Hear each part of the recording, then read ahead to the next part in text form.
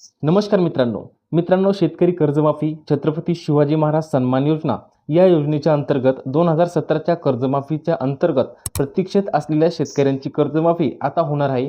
त्याच्यासाठी शासनाच्या माध्यमातून 500 कोटी रुपयांचा निधी वितरित करण्यात आलेला आहे। याच्यामध्ये आपण जर पाहिलं तर नागपूरमध्ये कर्ज खाते शेतकरी आहेत 10,146 रक्कम आहे 130 कोटी 61 लाख। बुलढाणा शेतकरी संख्या आहे 10,123 रक्कम आहे 48 कोटी 33 लाख।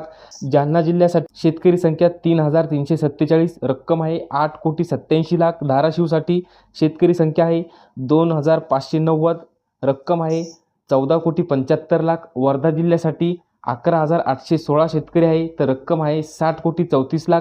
धुळे व नंदुरबार जिल्ह्यासाठी शेतकरी संख्या आहे 4,060 रक्कम आहे 28 कोटी 31 लाख। नाशिक जिल्ह्यासाठी शेतकरी संख्या आहे 21,547 तर रक्कम आहे 159 कोटी 47 लाख। एकूण शेतकरी जर पाहिले तर 66,756 व एकूण रक्कम 464 कोटी 93 लाख ही कर्जमाफी केली जाणार आहे। त्याचबरोबर 22 सोसायट्यांची 36 कोटी रुपयांची कर्जमाफी असणार आहे।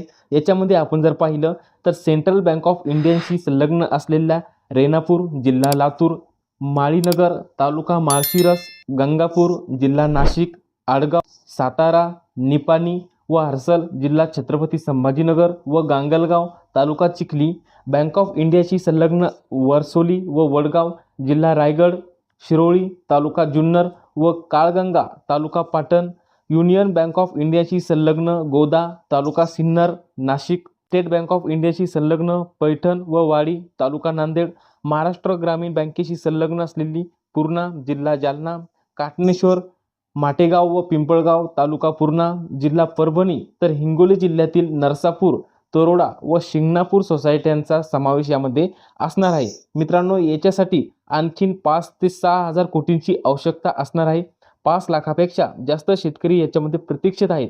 आता आलेला निधी हा कोर्टाच्या निकालाच्या माध्यमातून आलेला आहे। 6 आठवड्यांच्या आत शेतकऱ्यांची कर्जमाफी करावी अशा प्रकारे यामध्ये कोर्टाच्या माध्यमातून निकाल देण्यात आलेला आहे। यामध्ये राहिलेल्या नवीन जिल्ह्यासाठी काही अपडेट आली तर आपल्या चॅनलवरती याचा सविस्तर व्हिडिओ बनवला जाईल। महत्त्वपूर्ण असा हा व्हिडिओ होता। आपल्या जास्तीत जास्त शेतकरी मित्रांना हा व्हिडिओ शेअर करा। धन्यवाद।